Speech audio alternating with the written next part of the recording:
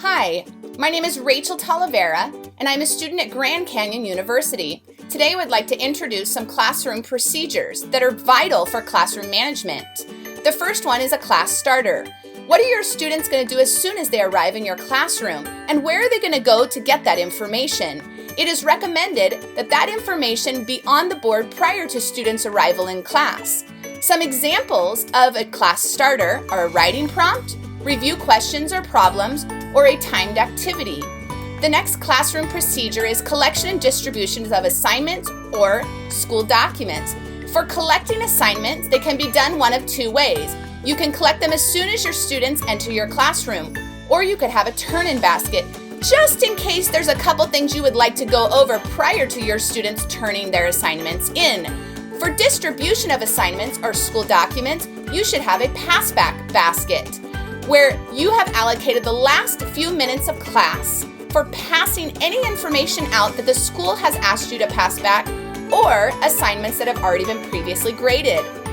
For the next classroom procedure, I would like to talk about quiet class. Many times our students are working hard at an assignment and they're having a great time, but we need to get them quiet. How are we going to get our students quiet? The recommendations are a teacher positioning in the classroom, chimes, or a hand motion. For all three of these vital classroom procedures, they must be taught. How will we introduce these procedures? Well, it needs to be done on the very first day of class. So we need to have intentional lesson planning where we plan to practice these procedures from the very beginning, and then we need to repeat. So intentional lesson planning and repetition is the key to your students learning vital classroom procedures. What are some of the challenges in our classes that we will face? Unexpected interruptions or behavior and transitions. And how are we going to deal with these challenges? Well, I would like to state that teacher consistency is the best way to deal with any interruption or transition that you might have. Reward systems, technology, and community. It is recommended to have some type of a reward system so that your students will follow your classroom procedures. My recommendation would be accumulative points.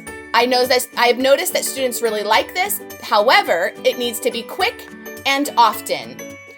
For collecting student points, I would recommend some type of a digital management system, which also introduces technology. As students already like technology, they'll be drawn to it. It also reinforces community because when we have a digital management system, everyone can access it. A few that I have used that I would encourage would be Class Dojo or Edmodo. Classroom procedures are the key to effective classroom management. Now remember, the three that we went over were a class starter, collection and distribution of assignments, and quiet class. You need to have pointed lesson plans. You need to repeat those. And all good classroom teachers have expectation for interruptions, but be consistent, work hard, and you can do it. Thank you for your time.